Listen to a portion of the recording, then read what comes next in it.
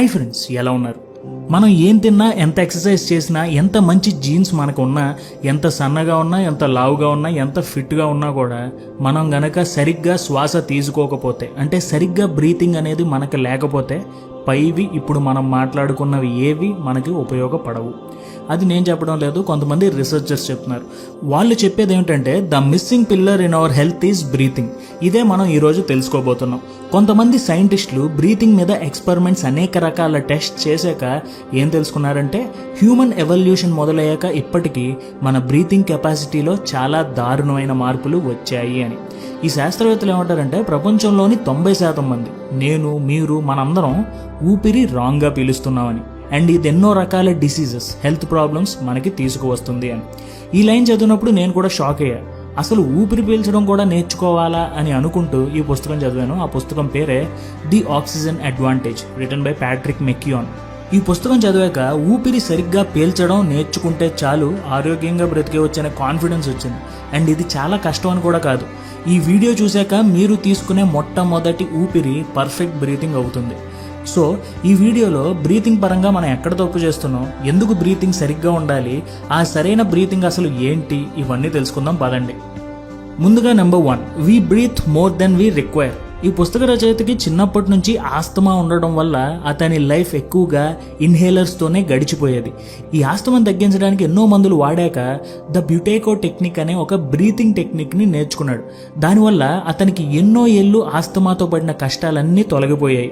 అయితే అతను ఆస్తమా నుంచి బయటపడ్డ బ్రీతింగ్ మీద ఎంతో కృషి ప్రయోగాలు చేసి ఒకటి తెలుసుకున్నాడు. అదేంటంటే సరిగ్గా శ్వాస తీసుకోవడం అనేది ఎంతగానో ముఖ్యమైన విషయం అని. కానీ ప్రస్తుతం జనాలు దీన్ని అసలు పట్టించుకోవడం లేదు. మనిషికి ఉండే పని ఒత్తిడి, bad life style habits, unhealthy diets and polluted surroundings వల్ల శ్వాస మీద ధ్యాస పెట్టడం మనం మానేస్తున్నాం. దీనివల్ల మనకి బద్ధకం, అధిక బరువు, శ్వాస మరియు గుండెకు సంబంధించిన వ్యాధులు వస్తున్నాయి. ఇక్కడ చాలామంది ఏమనుకుంటారంటే ఎంత ఎక్కువ బ్రీతింగ్ చేస్తే అంత ఆరోగ్యం అని అనుకుంటారు. కానీ ఇక్కడ రచయిత ఏమంటారంటే ఎంత తక్కువ బ్రీతింగ్ చేస్తే అంత మంచిది అని. ఇక్కడ రచయిత ఉద్దేశం ఏమిటంటే ఎక్కువ శాతం మంది వాళ్ళకి కావాల్సిన దానికన్నా ఎక్కువ ఆక్సిజన్ పీల్చుకుంటున్నారు అని. ఇది క్రానిక్ ఓవర్ బ్రీతింగ్కి దారి తీస్తుందని ఆయన అంటున్నారు. అసలు ఈ ఓవర్ బ్రీతింగ్ ఏంటి, మనం కూడా ఏమైనా చేస్తున్నావా, ఇది ఎలా తెలుసుకోవాలి అని మీరు గనక అనుకుంటే ఈ పాయింట్ వినండి. నోటితో గాలి పీల్చిన, గురక పెట్టిన, అప్పర్ చెస్ట్ వరకే బ్రీతింగ్ తీసుకున్న ఓవర్ బ్రీతింగ్ పార్టీలో మనం కూడా సభ్యులమే. ఈ ఓవర్ బ్రీతింగ్ మనిషికి ఎన్నో సమస్యలు తెచ్చిపెడుతుంది. కానీ ఎందుకు ఓవర్ బ్రీతింగ్ జరుగుతుందనేది ఇప్పుడు ముందలు చూద్దాం. The crucial point to remember is that haemoglobin releases oxygen when in the presence of carbon dioxide. మన బ్లడ్లోని హిమోగ్లోబిన్ ఆక్సిజన్ని బాడీ మొత్తం డిస్ట్రిబ్యూట్ చేస్తుంది. కానీ హిమోగ్లోబిన్ నుంచి O2 మన మజిల్స్కి, మన బాడీలోని వేరే ఆర్గన్స్కి వెళ్ళాలి అంటే హిమోగ్లోబిన్కి CO2 కావాలి. అంటే CO2 triggers the release of O2 from haemoglobin. CO2నే అంటే కార్బన్ డైఆక్సైడే హిమోగ్లోబిన్ నుంచి ఆక్సిజన్ని రిలీజ్ చేయగలదు. మన భూమి అండ్ మన శరీరంలో ఒక అన్రిటన్ లా ఉంది. అదేంటంటే ఏదైనా సరే బ్యాలెన్స్డ్గా ఉండాలి. బాడీలో ఆక్సిజన్ ఉండాలి అంటే మనకి కార్బన్ డైఆక్సైడ్ కూడా ఉండాలి. ఆక్సిజన్ ఎక్కువైతే కార్బన్ డైఆక్సైడ్ తగ్గుతుంది, కార్బన్ డైఆక్సైడ్ పెరిగితే ఆక్సిజన్ తగ్గుతుంది. సో బాడీలో కార్బన్ డైఆక్సైడ్ ఉంటేనే ఆక్సిజన్ డిస్ట్రిబ్యూషన్ అనేది జరుగుతుంది. కానీ ఓవర్ బ్రీతింగ్ వల్ల, అంటే ఎక్కువ ఆక్సిజన్ నోటితో తీసుకోవడం వల్ల మన బాడీలోని కార్బన్ డైఆక్సైడ్ని మొత్తం మనం ఫ్లష్ అవుట్ చేసేస్తున్నాం. దీనివల్ల హిమోగ్లోబిన్ ఆక్సిజన్ని మన మజిల్స్, ఆర్గన్స్కి సరిగ్గా డిస్ట్రిబ్యూట్ చేయలేకపోతుంది. అండ్ ఈ కండిషన్నే హైపోకాప్నియా అని అంటారు. అంటే మన బాడీలో ఉండాల్సిన బ్యాలెన్స్లో ఆక్సిజన్ ఎక్కువ ఉంది, కార్బన్ డైఆక్సైడ్ తక్కువగా ఉంది. ఇక్కడ మీరు అనుకోవచ్చు ఆక్సిజన్ ఉంటే మంచిదే కదా అని. కానీ హిమోగ్లోబిన్ నుంచి ఆక్సిజన్ మన మజిల్స్కి, బాడీ ఆర్గన్స్కి వెళ్ళాలి అంటే కార్బన్ డైఆక్సైడ్ కావాలి. కార్బన్ డైఆక్సైడ్ లేకపోతే ఆక్సిజన్ హిమోగ్లోబిన్లోనే ఉంటుంది, బయటికి రాదు. సో మన బాడీలోని అన్ని ఆర్గన్స్కి సరైన ఆక్సిజన్ డిస్ట్రిబ్యూషన్ జరగట్లేదు. సో ఇప్పుడు మనం చేయాల్సింది మన బాడీలో బ్యాలెన్స్ తప్పిపోయిన ఈ సిస్టమ్ని బ్యాలెన్స్లోకి తీసుకురావడం. దానికి ఉపయోగపడే మొట్టమొదటి important tip, breathe through your nose. Noses are for breathing and mouths are for eating. ఊపిరి తీసుకోవడానికి మన శరీరంలోని ముఖ్యమైన న్యాచురల్ భాగం ముక్కు. సో మీకు ఈ పుస్తకంలో ఇచ్చే మొట్టమొదటి టిప్ ఏంటంటే పగలు రాత్రి మ్యాక్సిమం ఊపిరి ముక్కుతోనే పీల్చుకునేలా చూడండి. మనిషి నోటితో ఊపిరి ఓన్లీ ఏదైనా బాగా స్ట్రెస్ అయినప్పుడు, చాలా భయంగా ఉన్నప్పుడు, ఏదైనా ఎమర్జెన్సీలో ఉన్నప్పుడు, ఎక్కువ వర్కౌట్ చేస్తున్నప్పుడు నోటిని ఉపయోగిస్తాడు. కానీ రచయిత ఏమంటారంటే మనం ఎక్కువగా ముక్కుని గనక ఉపయోగిస్తే మనిషిలో ఉండే స్ట్రెస్ లెవెల్స్ కూడా తగ్గుతాయి అని. సాధారణంగా కోపం వచ్చినప్పుడు వేరే వాళ్ళు అంటారు కొంచెం కామ్గా ఉండరా, కొంచెం ఊపిరి పీల్చుకో అని అంటారు. ఇలా ఊపిరి ముక్కుతో పీల్చడం వల్ల మన ప్రీఫ్రాంటల్ కార్టెక్స్ యాక్టివేట్ అవుతుంది. అది మన హార్ట్ రేట్ని తగ్గించి స్ట్రెస్ని కంట్రోల్ చేస్తుంది. అలాగే వర్కౌట్స్ చేసే సమయంలో మనం నోటితో ఎక్కువ ఆక్సిజన్ తీసుకోవడం వల్ల బాడీలోని కార్బన్ డైఆక్సైడ్ లెవెల్స్ పడిపోతున్నాయి. దీనివల్ల మన మజిల్స్ రికవర్ అవ్వడం కూడా కొంచెం కష్టం అవుతుంది. సో వర్కౌట్ చేసే సమయంలో కూడా నోస్ని బ్రీతింగ్కి ఉపయోగించాలి అని ఈయన ఉద్దేశం. కానీ ఇది మనం ఆలోచిస్తే అంత ఈజీ అయితే కాదు. ప్రస్తుతం మనం అలవాటు పడిన లైఫ్ స్టైల్కి ఇది చాలా చాలా కష్టం. కానీ ప్రాక్టీస్తో ఏదైనా మనం అచీవ్ చేయొచ్చు. సో ప్రాక్టీస్ చేయడం మర్చిపోకండి. Tip number 2, practice abdominal breathing. మన లంగ్స్ షేప్ని మనం గనక చూస్తే upper part of the lungs కొంచెం నేరోగా, అంటే కొంచెం తక్కువ స్పేస్ ఉంటుంది. కింద పార్ట్ వైడ్గా కొంచెం పెద్దగా ఉంటుంది. కానీ మనం ఎక్కువ శాతం అప్పర్ పార్ట్ వరకే ఊపిరి తీసుకుంటున్నాం.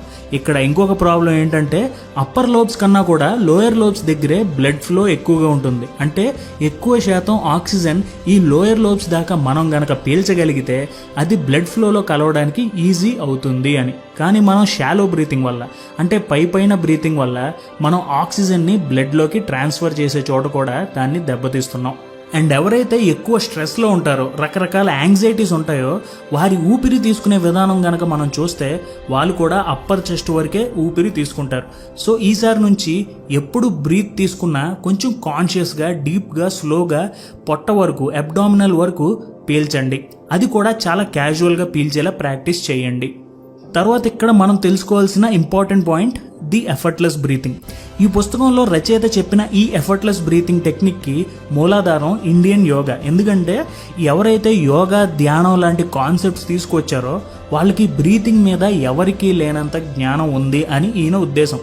అంతేకాదు ఈయన ఈ పుస్తకంలో ఏమంటారంటే ఈ మోడర్న్ లైఫ్లో జనాల వ్యవహార శైలి మారింది, కానీ ఒకప్పుడు వారందరూ సరిగ్గానే ఊపిరి తీసుకునేవారని చెప్తున్నారు. మోడర్నైజ్ అయ్యే క్రమంలో జనాలకి స్ట్రెస్ లెవెల్స్ పెరిగిపోతున్నాయి, యాంగ్జైటీస్ పెరిగిపోతున్నాయి. దీనివల్ల షాలో బ్రీతింగ్కి అలవాటు పడిపోతున్నారు. సో ఎఫర్ట్లెస్ బ్రీతింగ్ చెయ్యాలి అంటే మీరు ఊపిరి కేవలం ముక్కు నుంచే తీసుకోవాలి. ఆ శ్వాస కూడా పొట్ట వరకు తీసుకోవాలి. అంటే పొట్ట కొంచెం ఫుల్ అయినట్టు ఊపిరి తీసుకోవాలి. అలాగే ఇక్కడ పొట్ట వరకు ఊపిరి ఇన్హేల్ చేసాక 1 లేదా 2 సెకండ్స్ పాస్ చేసి, అంటే ఊపిరి ఆపుకుని స్లోగా బయటికి ఎక్సేల్ చేయాలి. అండ్ ఈ బ్రీతింగ్ కూడా నార్మల్గా కన్నా కూడా చాలా తక్కువ సార్లు చేయడం మంచిది. అండ్ ఈ బ్రీతింగ్ కూడా మనం కొంచెం తక్కువగా చేయాలి. అలాగే ఒక రిథంలో చేయాలి. అంటే టోటల్గా ఎఫర్ట్లెస్గా ఉండాలి. ఎఫర్ట్లెస్ అంటే చాలా ఈజీగా ఉండాలి. ఇది మరి ఎలా కుదురుతుంది? దీనికోసం మీరు కొంచెం కాన్షియస్గా బ్రీతింగ్ చేయాలి. అంటే మీరు ఇప్పుడు దాకా నోటితో పీల్చేస్తున్నారు, అది మీకు తెలియకపోవచ్చు. కానీ మీరు కొంచెం కాన్షియస్గా మీ ఊపిరి మీద ధ్యాస పెట్టి స్లోగా ముక్కుతోనే డీప్గా స్టమక్ వరకు స్లోగా ఆక్సిజన్ తీసుకుంటాం ప్రాక్టీస్ చేయండి. గుర్తుంచుకోండి, ఎఫర్ట్లెస్ బ్రీతింగ్ అంటే మీ పక్కవాడికి కూడా తెలియకూడదు, అంత సైలెంట్గా ఉండాలి. ముక్కు నుంచి పొట్ట లోపలికి బ్రీత్ తీసుకున్నా కూడా బాడీలో ఎలాంటి మూవ్మెంట్ ఉండకూడదు. అది గుర్తుంచుకోండి. దీనివల్ల ఏమవుతుందంటే మీ బాడీలో O2 అండ్ CO2 బ్యాలెన్స్ ఉంటుంది. ఓకే, మన సంగతి ఏంటి? మన బ్రీత్ ఎలా ఉంది? How is your breath? ఇప్పుడు తెలుసుకుందాం పదండి. దీనికి ఒక టెస్ట్ ఉంది, అదే bolt score. Bolt score full form ఏంటంటే body oxygen level testing score. మీ బోల్ట్ స్కోర్ ఎలా క్యాలిక్యులేట్ చేయాలి అంటే స్లోగా ఆక్సిజన్ తీసుకుని హోల్డ్ చేసి, అంటే మీ ముక్కుని 2 ఫింగర్స్తో క్లోజ్ చేయండి. ఇలా ఎన్ని సెకండ్స్ ఉండగలరో చూడండి. అంటే మీకు ఆక్సిజన్ తీసుకోవాలి అనే పుష్ వచ్చేసినప్పుడు వెంటనే ఆ ముక్కుని వదిలేయండి, ఆక్సిజన్ తీసుకోండి. ఇలా మీరు గనక కనీసం 20 సెకండ్స్ ఉంటే ఓకే, యావరేజ్ స్కోర్, అంటే ఒక ఎంట్రీ లెవెల్ స్కోర్ మంచిదే అని అనుకోవచ్చు. కానీ మీ స్కోర్ కనుక 30 to 40 ఉందంటే అది ఇంకా మంచి స్కోర్.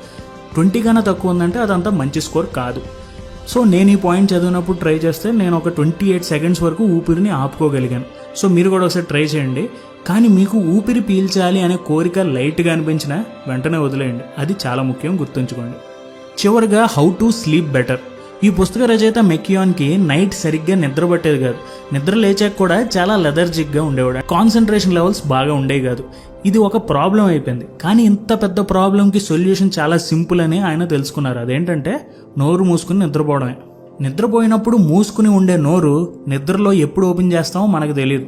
దీనికి ఈయన ఒక టెక్నిక్ కనిపెట్టారు. అదేంటంటే నిద్రపోయే ముందు ఒక పేపర్ టేప్ నోటికి వేసుకుని అంటే లిప్స్ మీద అంటించుకుని నిద్రపోవడం. దీనివల్ల మీరు నోటి నుంచి ఇన్హేల్ చేయడం తగ్గించేస్తారు అండ్ ఎక్కువ నోస్తోనే ఊపిరి తీసుకుంటారు. అండ్ ఎప్పుడైతే ముక్కుతోనే బ్రీతింగ్ చేస్తారో మీకు చాలా మంచి నిద్ర వస్తుంది. సో మంచి నిద్ర అంటే మీ హెల్త్కి, మీ ప్రొడక్టివిటీకి కూడా చాలా మంచిది. అలాగే ఇది చిన్నపిల్లలు, శ్వాస ఇబ్బంది ఉన్న వాళ్ళు ట్రై చేయకూడదు.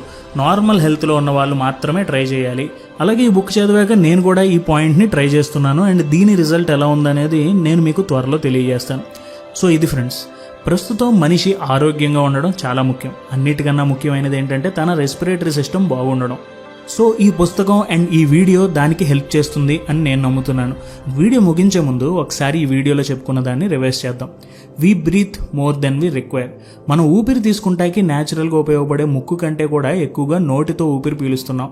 అది ఓవర్ బ్రీతింగ్కి దారితీస్తుంది. Over breathing of oxygen leads to decrease of CO2 levels. So carbon dioxide తగ్గడం వల్ల ఆక్సిజన్ మన మజిల్స్కి, ఆర్గన్స్కి కావాల్సినంత ఇవ్వడం లేదు. సో మన బాడీలో oxygen and CO2 levels balance చేయాలి అంటే మనం బ్రీత్ త్రూ యువర్ నోస్ అంటే నోటితో కాకుండా ముక్కుతో ఏదైతే న్యాచురల్గా గాలి పీల్చడానికి మనకు ఉందో దాన్నే ఉపయోగించాలి. తర్వాత ప్రాక్టీస్ అబ్డామినల్ బ్రీతింగ్. ఊపిరి షాలోగా అప్పర్ చెస్ట్ వరకే తీసుకోకుండా డీప్గా, స్లోగా పొట్ట వరకు బ్రీత్ తీసుకోవాలి. దీన్నే ఎఫర్ట్లెస్ బ్రీతింగ్ అంటారు. ఈ బ్రీతింగ్ టెక్నిక్ని మీ పక్కన ఉండే వాళ్ళకు కూడా వినపడకుండా చాలా స్మూత్గా, ఎఫర్ట్లెస్గా చేసేయాలి. ఇది మీరు ప్రాక్టీస్ చేయాలి. అలాగే bold score, body oxygen level testing. దీని ద్వారా మీరు కూడా మీ ఆక్సిజన్ లెవెల్ని టెస్ట్ చేసుకోవచ్చు. మినిమం 20 సెకండ్స్ ఉండాలి. అలాగే 30 and 40 ఉంటే ఇంకా మంచి స్కోర్ అని ఈ పుస్తకంలో చెప్తున్నారు. చివరిగా మీకు నిద్రపోవడంలో కనుక ఇబ్బంది ఉంది అంటే ఒక పేపర్ టేప్ తీసుకుని పెదాలపై అంటించుకుని నిద్రపోండి. దీనివల్ల ఎక్కువ ఆక్సిజన్ ముక్కు నుంచే తీసుకుంటారు. ఓవర్ బ్రీతింగ్ చాలా వరకు కంట్రోల్లోకి వస్తుంది. సో ఇది ఫ్రెండ్స్ ద ఆక్సిజన్ అడ్వాంటేజ్. ఈ పుస్తకంలో ఇలాంటివి ఎన్నో మనకి చెప్పారు. సో ఆ పుస్తకంలో చెప్పిన అన్ని విషయాలు ఈ వీడియోలో కవర్ చేయలేం. సో ఇంకా ఈ బ్రీతింగ్ గురించి మీరు తెలుసుకోవాలి అంటే ఈ పుస్తకం కొనండి, చదువుకోండి. మీకు డెఫినెట్గా ఉపయోగపడుతుంది. లింక్ డిస్క్రిప్షన్లో ఉంటుంది. అండ్ ఈ వీడియో మీకు ఎలా అనిపించింది అనేది మాకు కామెంట్స్లో తెలియజేయండి. Thank you for watching our videos. జై హింద్.